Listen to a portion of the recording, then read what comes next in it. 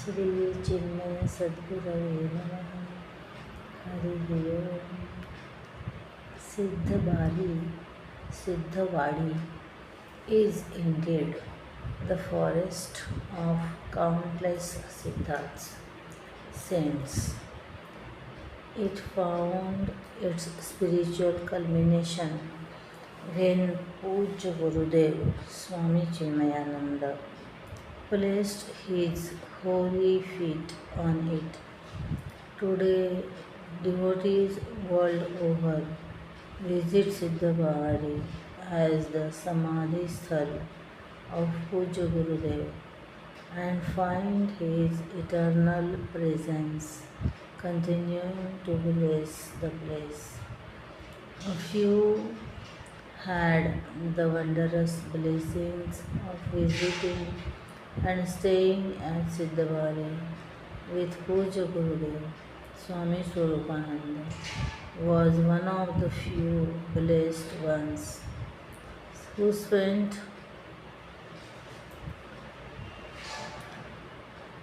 several weeks there at the feet of the Master before and after he became a brahmachari.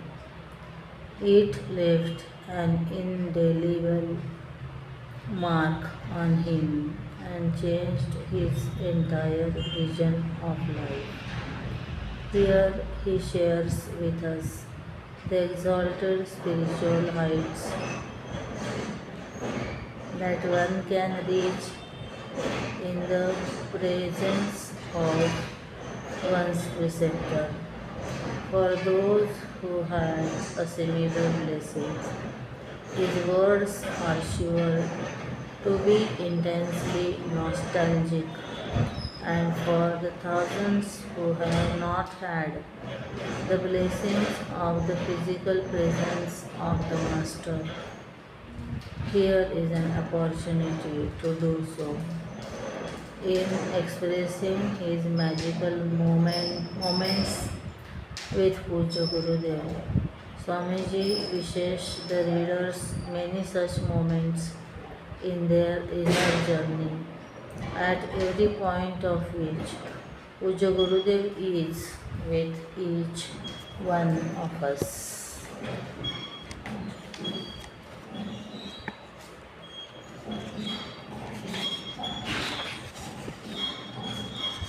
From the Valley of Bliss, a book authored by Param Poojya Swami Swaroopananda ji. It was first published in 2001. Forward is by Param Poojya Guruji Swami Swaroopananda ji. Delightful and insightful is this booklet from the Valley of Bliss. Read it as a devoted seeker and you will enjoy it the most. Congratulations to Swaroopananda. Love, Swaroopananda.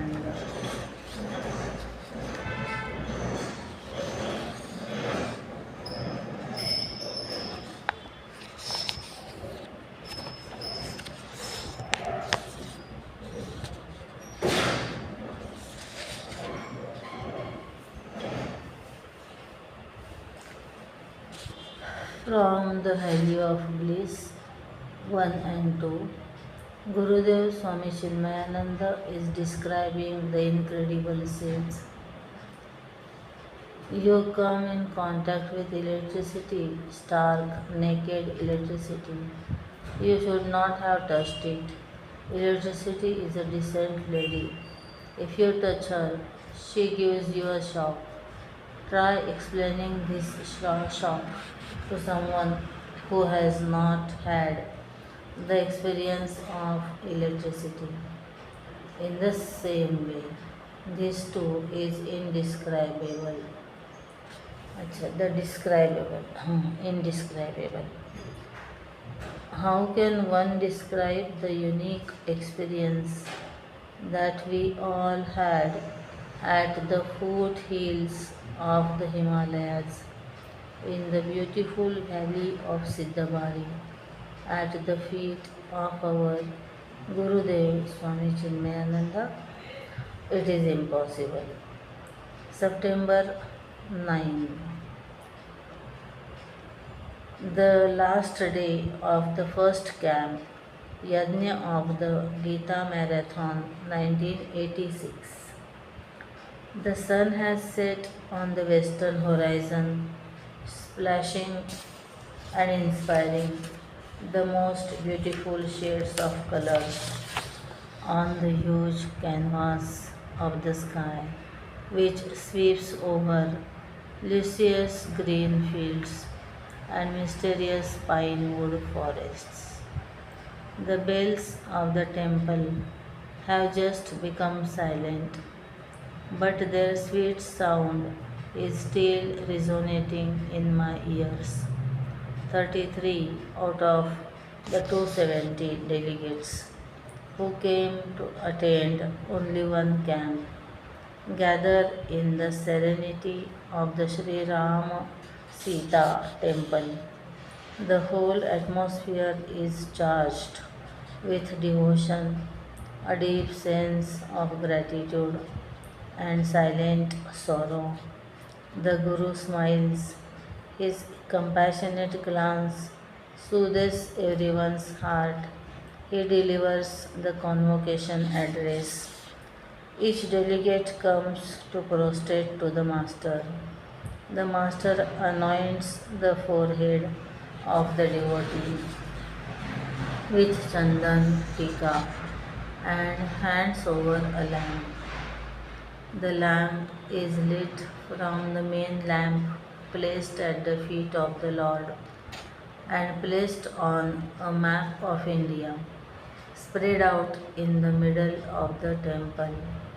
In doing so, the delegates silently pledge to use the knowledge that they have gained at the feet of the Guru due to the infinite glance of the Lord, grace of the Lord,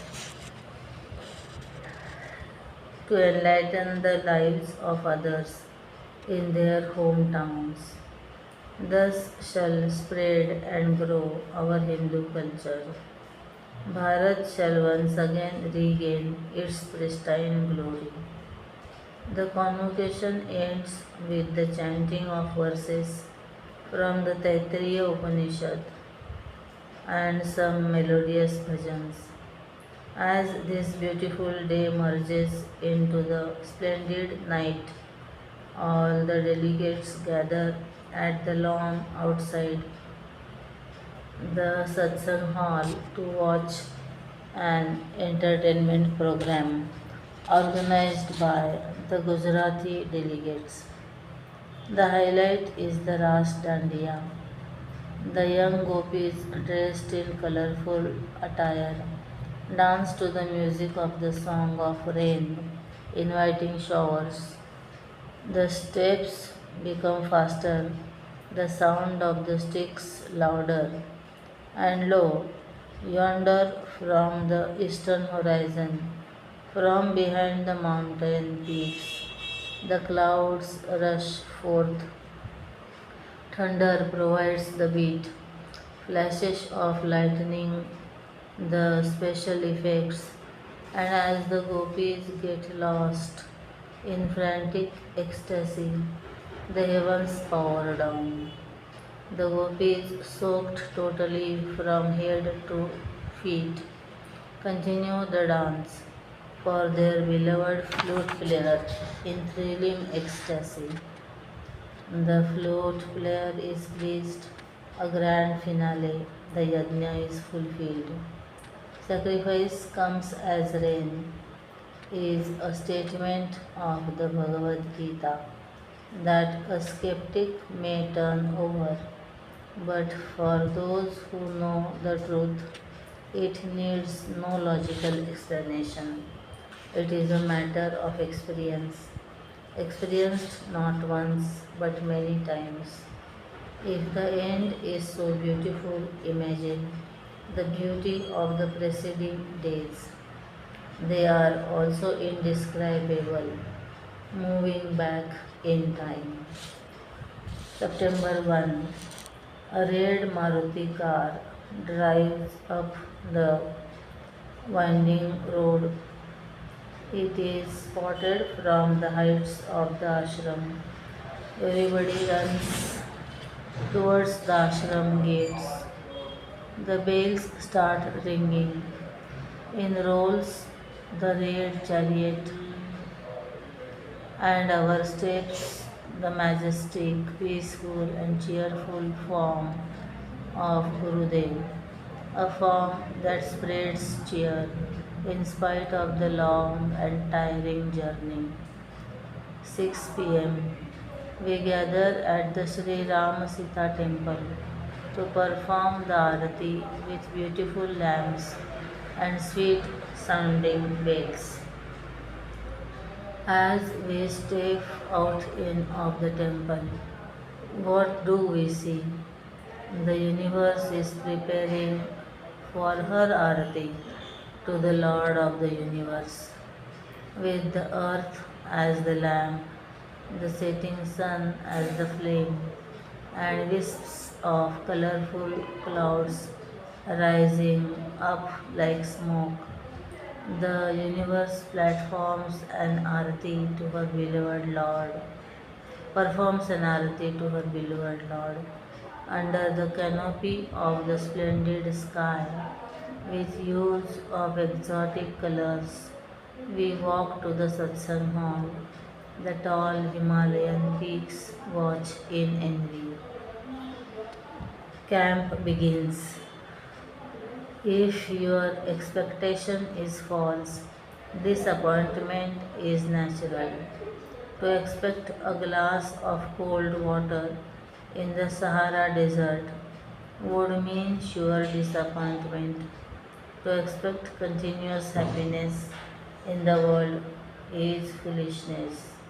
Life is a part of opposites, heat and cold, joy and sorrow, like the poles of a magnet, are inseparable.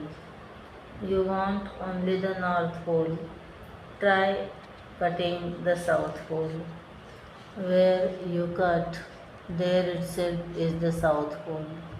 It is unavoidable. But in the core of the magnet is the soft iron, which has neither the North Pole nor the South Pole. Drop the magnet of the ego in you. Drop the attraction and repulsion of likes and dislikes. When an iron piece is rubbed against a magnet, it becomes a magnet with the two poles. To remove the magnetism, drop it on the ground again and again, and the magnetism is lost. When we transact in the world with the ego and egocentric desires, the magnetism of ego increases. The consequent, the consequent likes and dislikes create joy and sorrow. Do not run away. Face the world and get hit by the world. Let the world drop you again and again. It is the means to destroy the ego. Turn towards me and fight is the cry of the Gita. The Gita Marathon camp begins with such a beautiful analogy. The next 1.5 months are a flood of such beautiful analogies, metaphors, and stories by Gurudev that bring home the subtle truth which lies in the heart of the sublime song of the divine charioteer. Ochre robes are donned by the delegates, sannyasins. For the next 1.5 months, you are to live with each other with full control over yourself, living and sharing. tolerating, and forgiving peacefully. The ever beautiful Siddhavari looks divine with the extra touch of the resplendent ochre moving in and about the ashram. The early hours of dawn resonate with the sweet sound of Om. The Vedic chanting begins, like bees attracted by the sweet fragrance of the blooming lotus. All come to drink the nectar of bliss. A little lamp burns at the altar of love. The lover impatiently waits for just one glimpse of the beloved. For even a glimpse is a moment of extreme bliss. The darkness is still heavy in the sky, while all wait in utter silence. The sweet sound of the wooden sandals is heard, and as the heart begins to miss its beats, the majestic form strides past. Soon that soothing voice is heard, and all sorrow and misery come to an end. Life is seen from the heights of perfection. A mighty one walks back. Everyone bows in humble prostration, and then follows a sight to behold. The beauty of beauties would go with shame. O eyes, drink, drink the nectar of beauty. Fulfill thy existence. In the golden light of the rising sun, the Rishi walks majestically in his long ochre robes. Silently he walks to his abode. Eyes are fixed, the heart melts, and the mind stops, watching the walk of meditation. A cup of tea, and then to the battlefield of Kurukshetra. Amidst the din and roar stands the magnificent chariot, yoked with white horses. In the chariot sits the mighty warrior Arjun, while on the seat of the chariot sits the divine Lord. We are transported to the battlefield. Gurudev explains the deep psychological breakdown of Arjun, which sympathize with him. We sympathize with him, and soon in our laughter recognize Arjun's problem as our own. We look forward to Sri Krishna's advice and find that we are as lucky as Arjun was. We have Gurudev to explain to us the profound statements of Krishna. Early morning there is meditation at the feet of Gurudev, followed by the Bhagavad Gita 3 times a day. In the discussion class, we absorb what is heard earlier in an attempt to make it our own. Silently, one walks into the forest to meditate and to revel in the glory of the Lord. We hear the Tulasi Ramayana in the soft, deep voice of Brahmachari Nirvana Chaitanya. Daily we participate in the sacred Guru Pada Puja offered by individuals or groups of delegates. Every evening is the divine arati at the Sri Rama temple, and finally the day culminates in the treat of a bhiksha or meals in the presence of Gurudev. Thus, the entire day was one high program of living in the divine. Arjun asks, how is the wise man spoken of?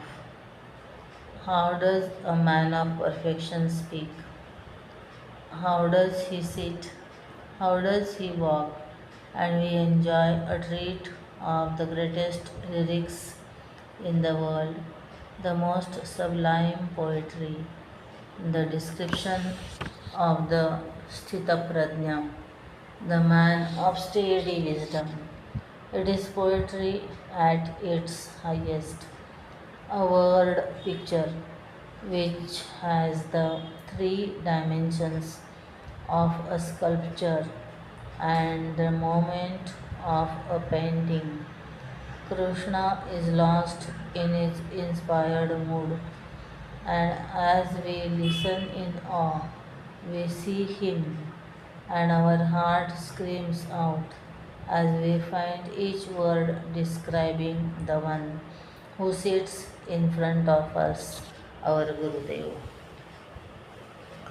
The first camp bows its exit. The heavens shower their blessings. The yajna is fulfilled. A few delegates leave, and new ones come while the majority who stay sit for Swadhyaya, self study, and together read the Bhagavad Gita with Gurudev's commentary. We look forward to the next camp. Could anything be better than what we experienced in the first camp? You bet. From the Valley of Bliss 3, Camp 2 of the Gita Marathon. The rainy season comes to an end.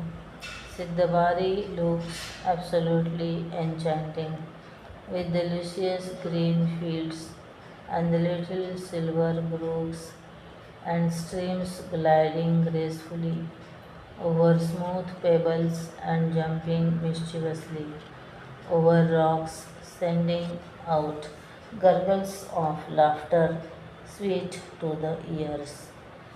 The entire valley is filled with the soft divine music of nature.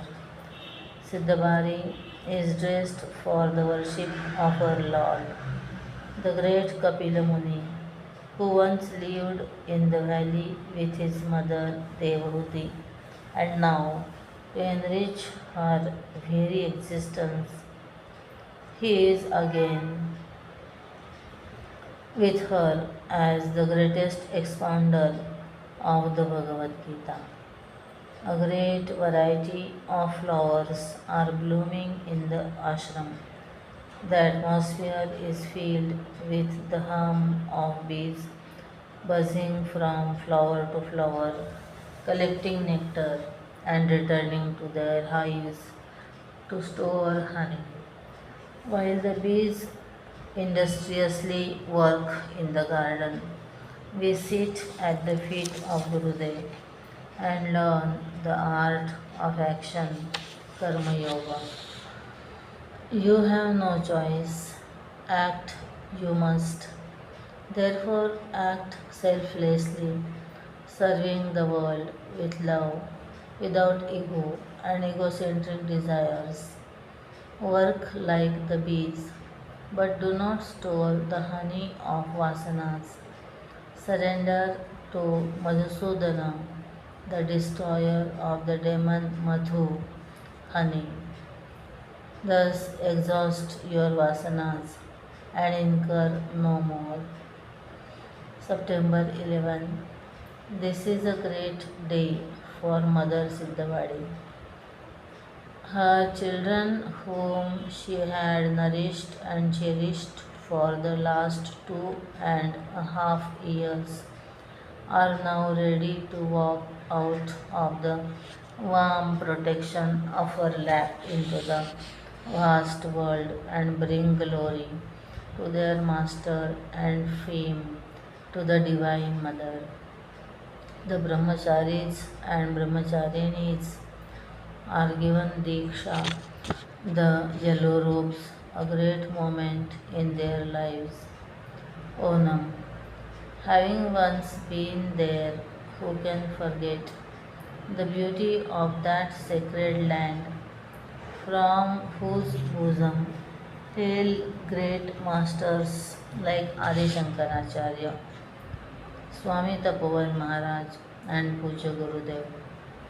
The flood of greenery, the long blue lagoons, the tall palm trees, the beautiful banana plantations, the divine temple bells, the famous drum beats, the sweet fragrance of sandalwood, the mighty elephants adorned with gold. O Kerala, thou art indeed beautiful. Onam, the popular Kerala festival, is approaching. There is great excitement amongst the Malayali delegates. Beautiful artistic patterns called Pookolam in their local lingo are made with colorful petals of flowers at the footsteps of Gurudev's kutia.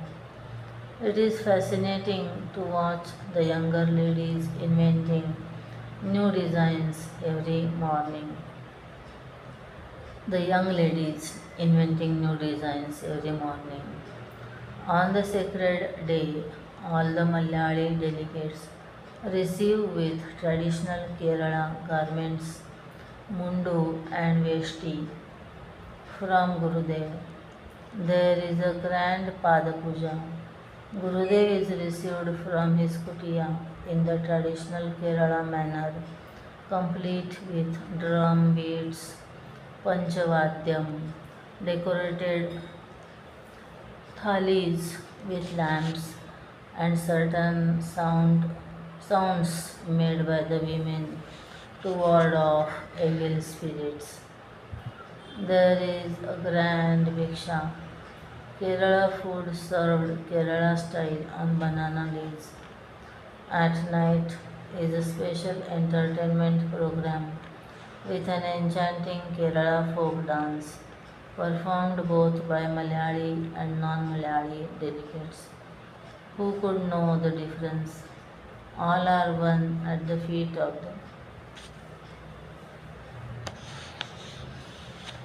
Master. North and South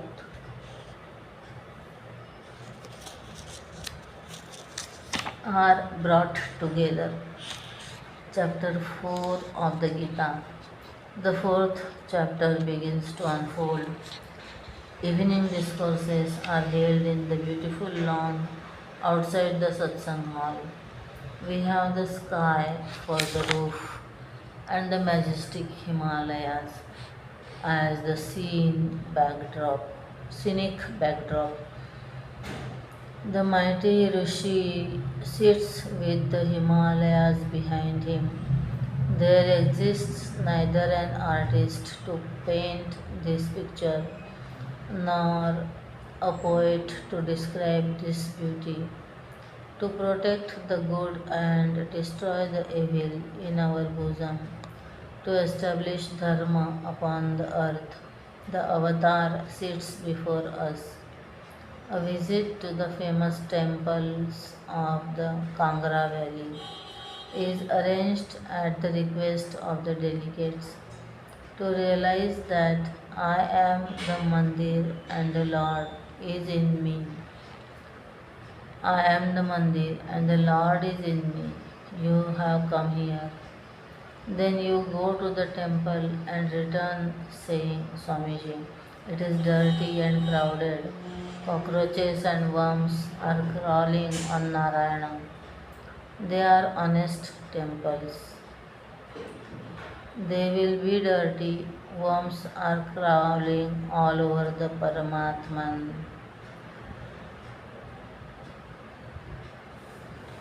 In you, your lust, your passion. The temple of your mind is crowded with millions of desires full of dirt. Our temples in India are your honest representations. Clean your heart and get rid of the cockroaches and worms of lust and passion. The temples of our land will become clean. Chapter 5 of the Bhagavad Gita. We move to the fifth chapter. Preparation for contemplation and higher flights in meditation has begun. 10, 9, 8, 7. The rocket at NASA is ready to take off. 4, 3, 2, 1. There is this thundering sound. A large mushroom of smoke rises into the sky. The scene is breathtaking. The settling sun, the setting sun on the western horizon lends a red hue to one side of the mushroom, while the other side is being shrouded in darkness. The silver rocket rises from the launching pad to pierce through the thick smoke, and as we all watch the spectacular scene, the rocket leans to the left and falls flat on the ground.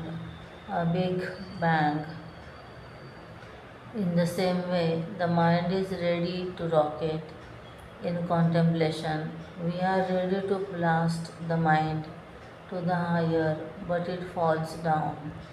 We have not prepared our mind for the takeoff. It is hooked on a million things. Free the mind, prepare and take off. Chapter 6 of the Gita. Forgive me, it is beyond description. The last day. The last day, as usual, is the highlight. The convocation is over. It is going to be a full moon night, Purnima.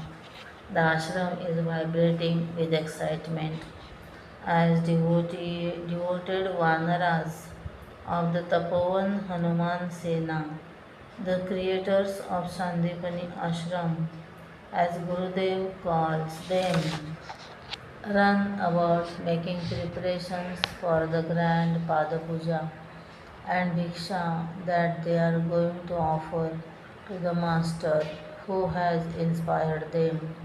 They are the local Pahadi workers trained under Brahmachari Vinodji. Clouds gather in the sky. There is fear of rain. The moonlight dinner would be ruined. No sooner has the beautiful moon peeped from behind the mountains than thick black clouds veil it from our vision. The workers have decorated the lawn beautifully with lights and flowers.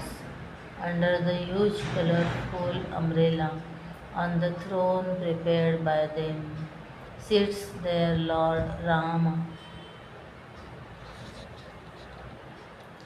They perform his Pada Puja while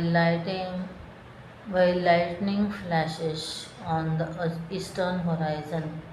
The valley echoes with the lively songs of the Pahadi boys. It is their day. They want to serve the special Pahadi meal to all the delegates out in the open. Would Mother Nature forsake them? Nature dances to the tune of the Master. One look from him, and she understands his command. With my reins, I was just trying to declare the successful completion of the most sacred Jnana Yajna. She seems to say very innocently. The clouds disappear. The brilliant moon spreads its silver rays, flooding the valley with its cooling light. All the 370 delegates sit while the Pahadi boys serve the food and instruct us how to eat the 7 varieties of delicious dals mixed with rice. To top it all, There is a desert of sweet saffron rice. We could not help but gorge on it. Their love is incredible. Everybody has overeaten.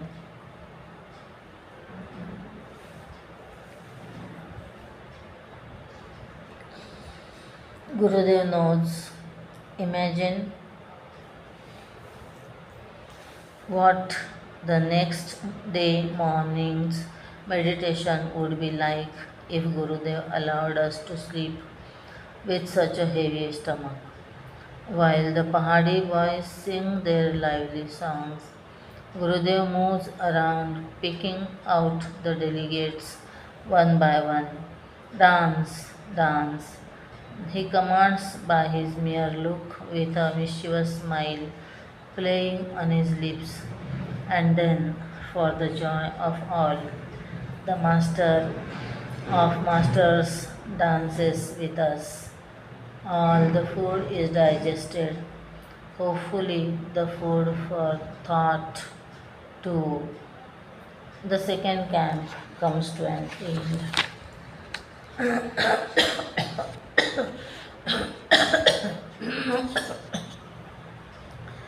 From the Valley of Bliss, 4. At dawn, a seeker walks into the woods. Tall pines rising into the heaven shelter his silent march. He wanders as though lost in the thick forest, his mind unperturbed and fearless in a prayerful mood. The loving hand of his master guides him. Suddenly he reaches at the end of the woods where the hillock descends down to merge into the spectacular view of the vast fields of Mother Siddhavari. Splendid she appears to the eyes of her child.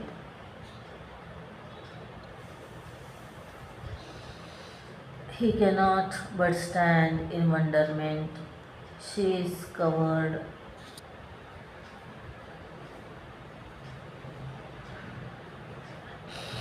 with various shades of green and yellow, like waves in the ocean.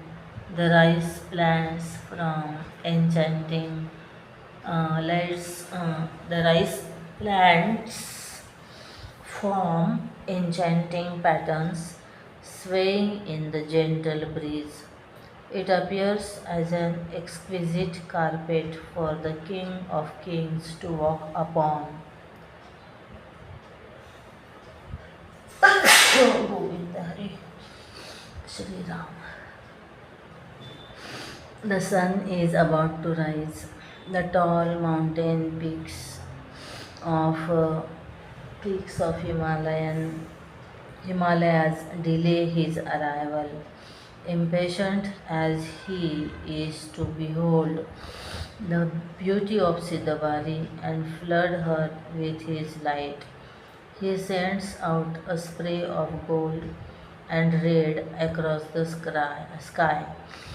The mountain peaks on the east veils him, but his golden rays shoot out from the sides, forming a path of gold across the tall, dark mountains behind.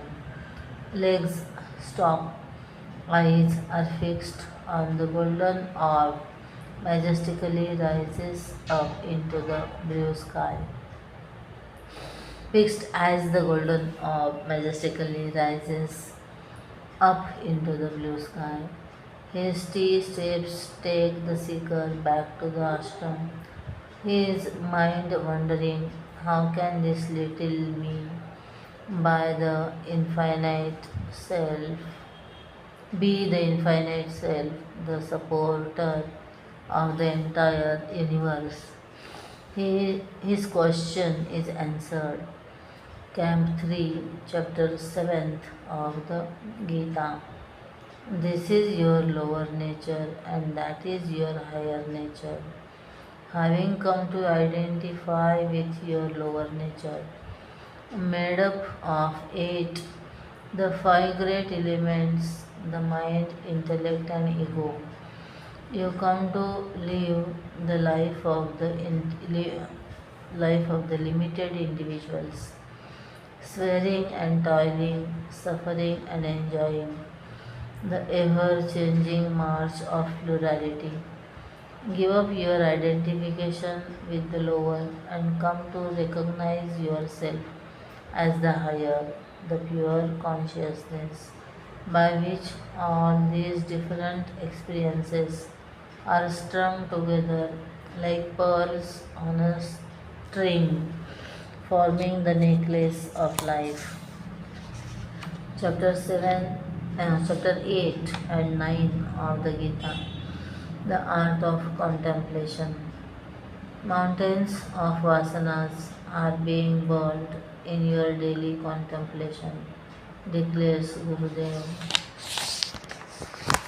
The relationless relationship is explained. Neither are they in me, nor in reality am I in them. Behold this divine yoga supporting all beings but not dwelling in them. We behold. From the soaring heights of knowledge, chapter 9 flows into sublime love. The heart melts at the feet of the divine charioteer. The Lord of the universe is pleased with a fruit or a flower or a leaf plucked by a devotee from the Lord's own gardens, nay, even a drop of water offered with love. Chapter 9 of the Gita, Chapter 10 of the Gita. The infinite glories of the Lord are unfolded in the abode of the Lord's incarnation as the great Kapila Muni. We see his glory shining through every leaf and branch, through every rock and stone, through every brook and stream, through every sight and sound, through every smile and song. Siddhabari, indeed, thou art his glory. The last day, with the memory of its numerous beautiful experiences, we sit in the temple for the convocation of the living delegates. Gurudev delivered an inspiring talk. Go and spread the culture. A country is not a mere geographical area with people. It is the noble values, traditions, and philosophy that people follow and practice that builds the nation. Dandiya Ras is performed here at the temple as a farewell to the living delegates. In the presence of the Master, Prakriti gets enlivened. The soft, gentle, slow beat of the dandiya grows to a frenzy. It is a spectacular, impossibly intricate moments of steps and beating of sticks as the Mahishasuramardini Stotram is chanted at tremendous speed. Though rightfully called Dandiya commotion, in and through the feverish dance is the string of beauty and synchronized rhythm. We all sit dumbstruck, panting and full of wonder themselves. The dancers stop. The master is pleased. Mahishasuramarddini laughs with satisfaction. We witness the mighty power of the Divine Mother. We bow at the altar. The Mother, in the form of the beloved of Sri Rama, is calm and with supreme love showers her blessings Her gentle looks affectionately embrace us with love. From the valley of Bliss 5, Camp 4.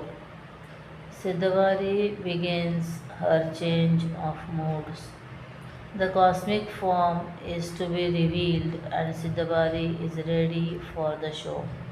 Sometimes there are heavy rains, at other times just gentle drizzling.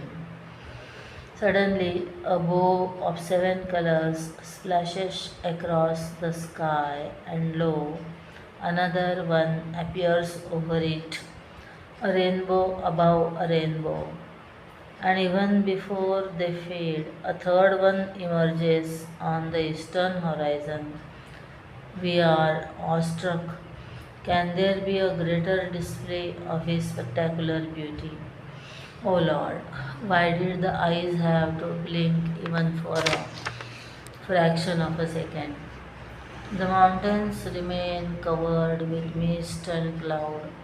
The Master sits in the open with his disciples sitting all around him. He looks up at the mountains and smiles. Mother Nature is shy. She is dressing up the mountains behind the thick curtain of clouds. Such informal satsangs become more frequent. Gurudev comes out every evening and sits in the open. We sit around him as he spreads peace, joy, and laughter.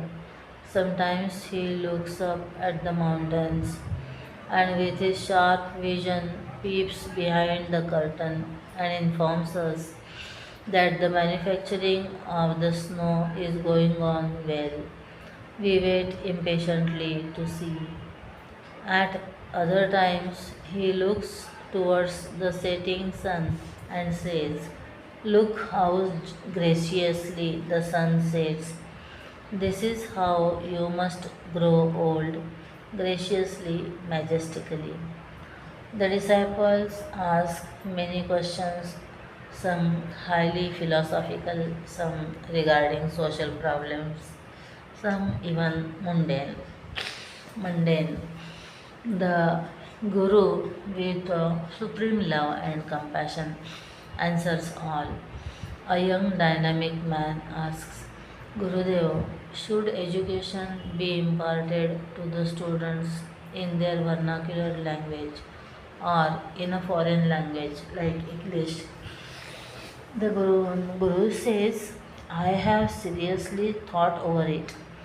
You may also do so. It all depends on whether a person wants information or knowledge. If I want knowledge that is available in Russia or Germany, I must learn the language, gain the knowledge, and spread it in my country.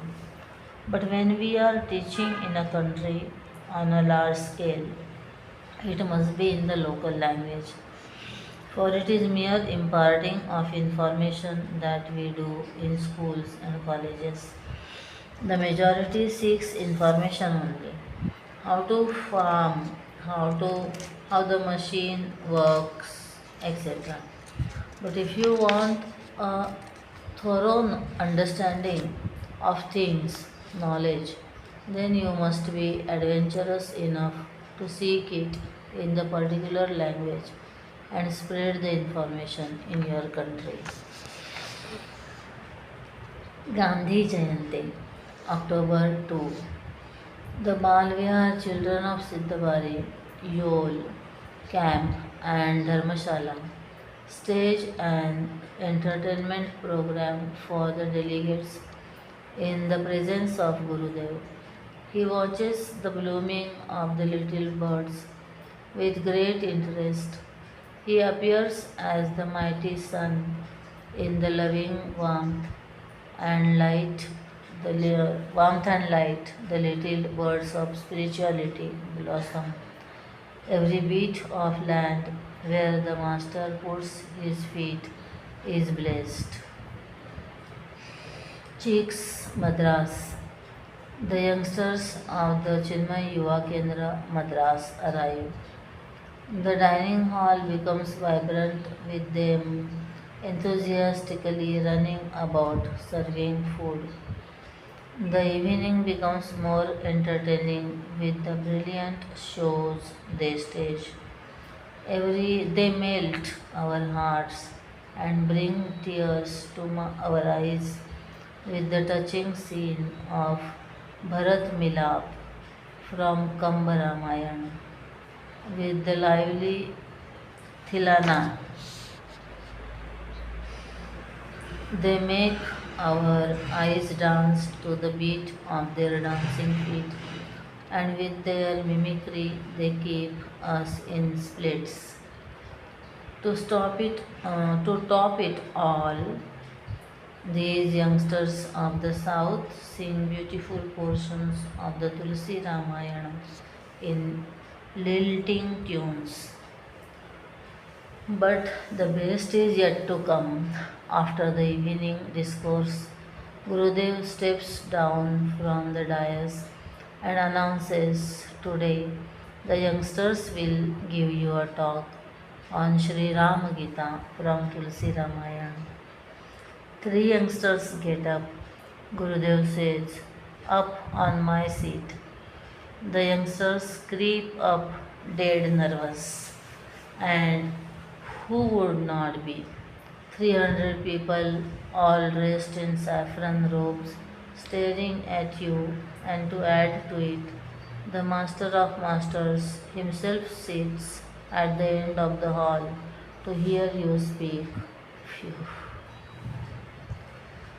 A little fumbling in the beginning, and then they fire off confidently. Each of them speaks for 5 minutes. All the listeners are impressed.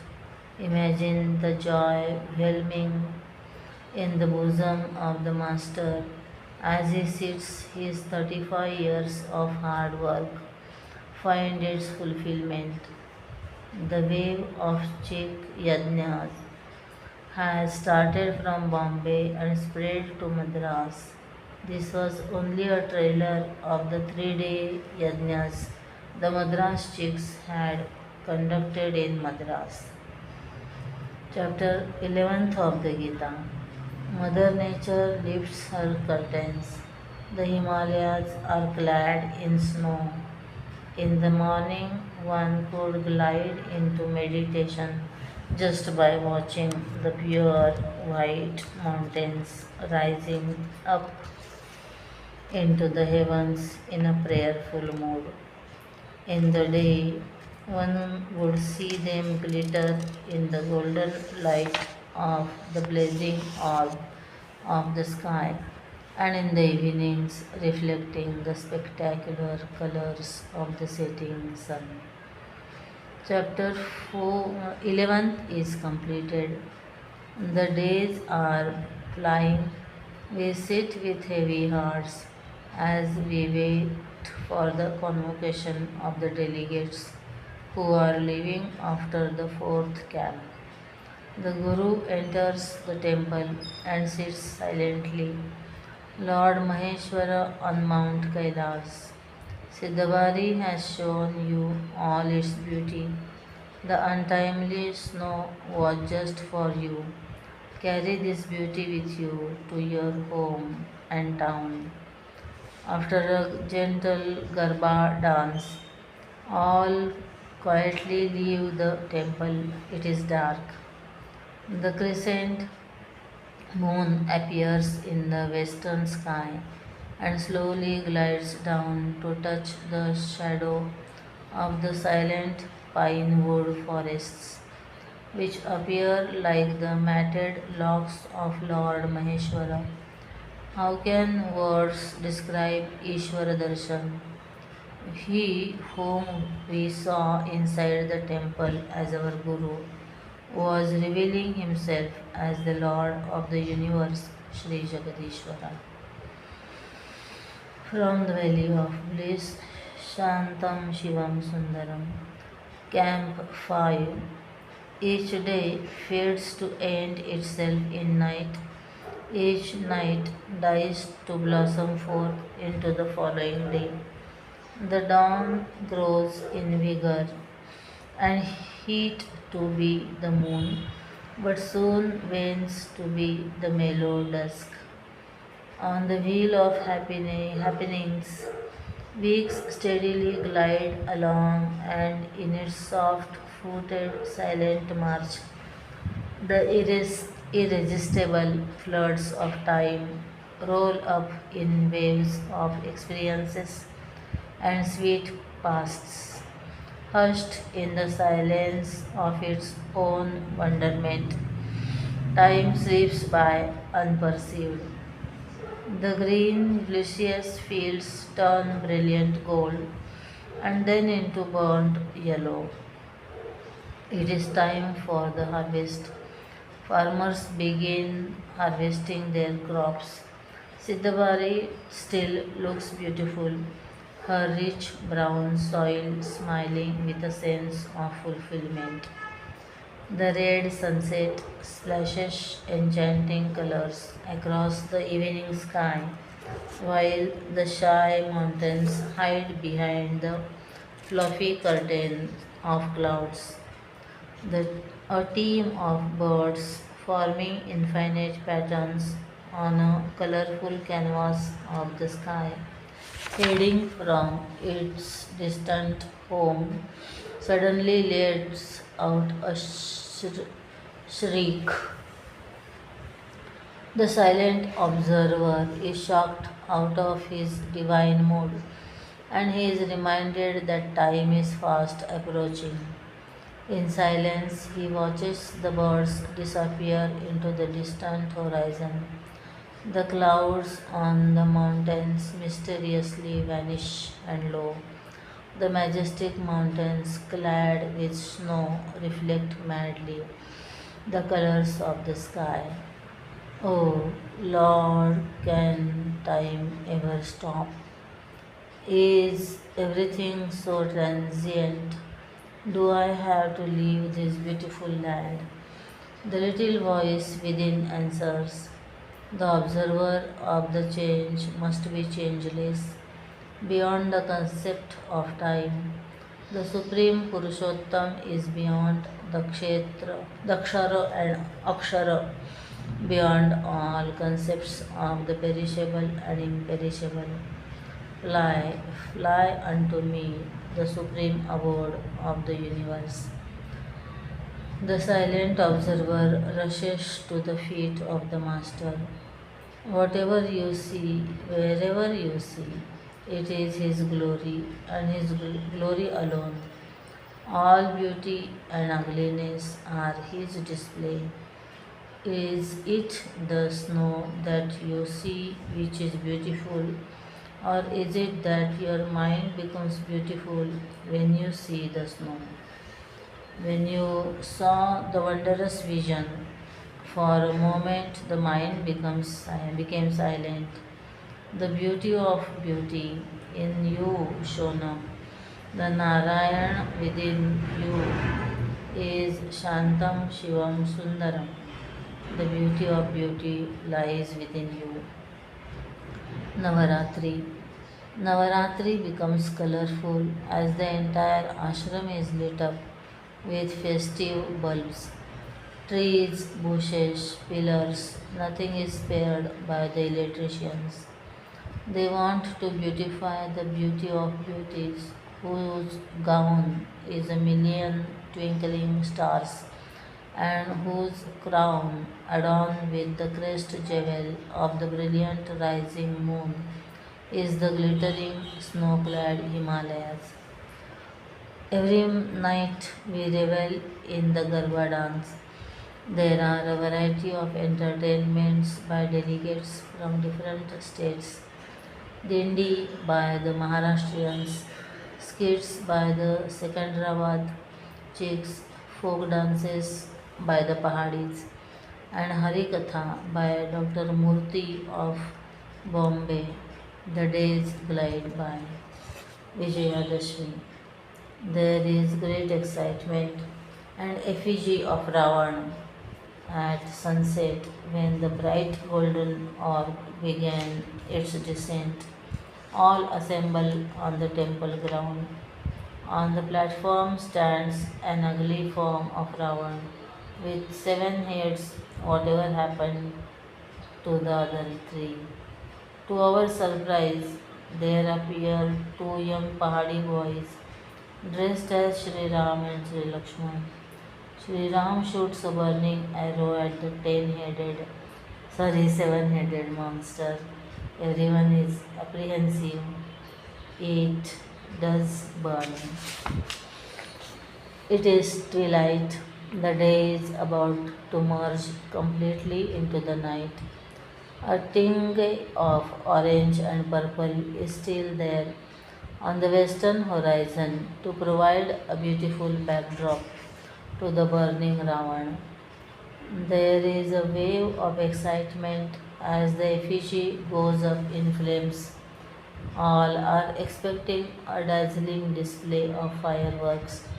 There is one big boom, then a second boom, and effigy collapses. We are all confused, probably a bit disappointed, but Gurudev smiles with satisfaction. He has made the ego Ravan in us so weak that it could not stand the powerful impact of Sri Rama's arrow for more than a few minutes. Suddenly Sitaji appears. She is a cute Pahadi boy dressed in a sari. Gurudev hugs her tightly. She, with her he, blushes. It is a special sight. Sitaji in the arms of Janak Maharaj. Sitaji is united with Sri Ram. With the three in his arms, Gurudev walks to the satsang hall, Sri Ram Sita temple. After the evening class, we are back again in the temple to unveil four beautiful paintings depicting scenes from the Ramayana. With the strokes of his brush, the artist Sri Omkar has brought out the subtlest of details in veil as well as portrayed the deepest of emotions. The paintings have a touch of originality as the artist portrays Sri Rama and Sri Lakshman as a handsome masculine figures of great strength, unlike the common paintings of Sri Krishna and Sri Ram, portraying beauty with a feminine touch. The shyness of Sitaji at the Ram at the Swayamvar, the sorrow on the face of Sri Ram seeing the ornaments of Sita found by the monkeys, the fear and astonishment, astonishment in the palace of Ravan as the powerful monkey lord jumps up to lift the palace roof. The excitement on everyone's face when they spot Hanumanji approaching with the Sanjeevani mountain while Lakshman lies wounded in the lap of Sri Ram.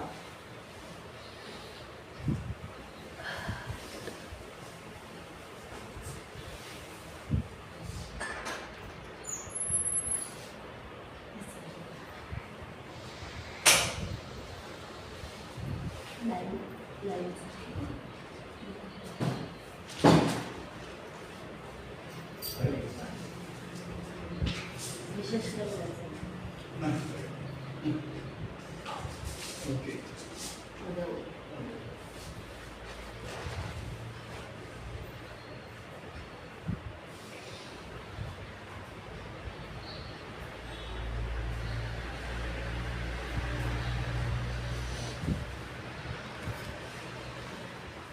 Shri Ram, all these emotions are brought out so beautifully that we are mentally transported to the actual scenes. Gurudev announces a competition.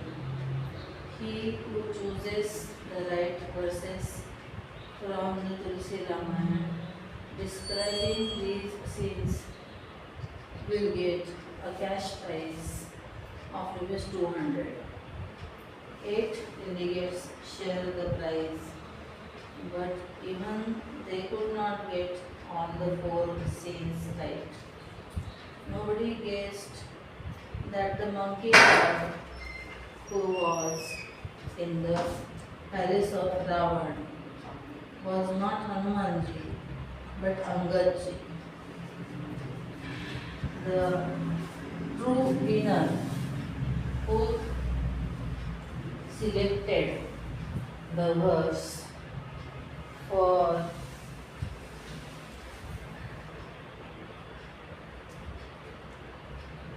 that painting was, guess who?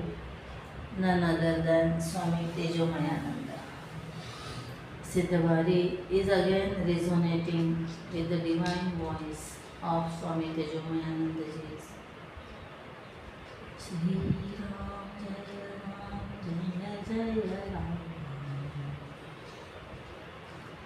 The last 3 days of the camp are heavenly as Swamiji skips through Sundarkand while Hanumanji jumps joyously to the tune of his melodious voice. What would be the expression on the face of those who have just returned from the 7th heaven? That is the expression of joy on the faces of the delegates after they hear Swamiji. Gurudev stands at a distance, his fatherly heart swells up in pride. He looks at the brahmacharis around him and says, "This is how you should do Ramayana. Look, this is how Ramayana is done." His Hanuman was doing a great job portraying the Hanuman. Kapila Muni. It is a beautiful evening. Gurudev is sitting out. The sun is just about to display its glory. A lady devotee tells Gurudev with great excitement about what she found. Gurudev, I was walking along the river banks and look what I found. She says and shows Gurudev a pair of paduka shaped stone slabs. I found one, and after walking a few hours, I found its exact opposite pair. She continues with great excitement. Gurudev smiles and says, "When I was Kapil, I wore these with a rope and then threw them away into the river." Then Kapila's mother jumped into the river.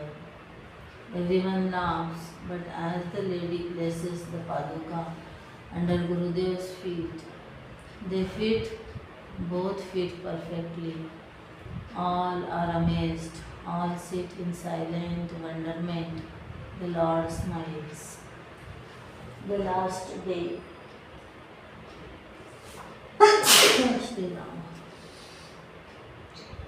The last day of the marathon camp is blessed by the visit of His Holiness the Dalai Lama.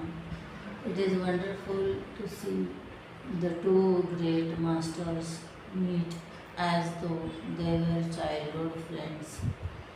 The last convocation begins with chanting from the Taittiriya Upanishad. The majestic Guru sits with the silent disciples at his feet.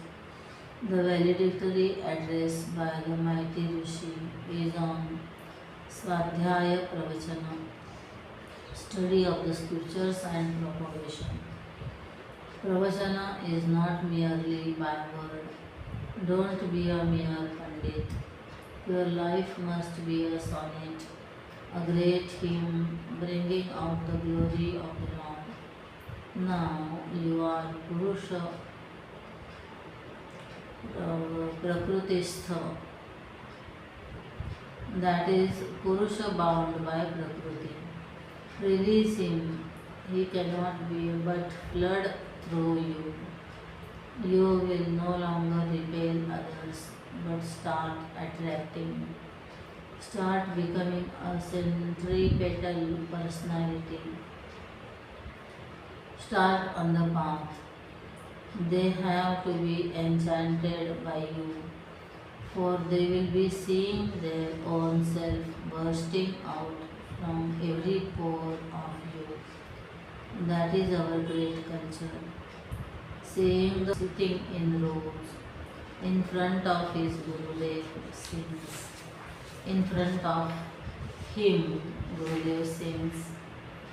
Ours is not to question why, ours is but to do and die. Thus march the 400. There is corruption in our country. Let the 400 march forward. Put a little alum in dirty water. Look after a while. The dirt has gone. The glory of alum is that it collects the dirt and settles it down. Don't say that there are no good people in our country. They are only dirty. They are only dirty.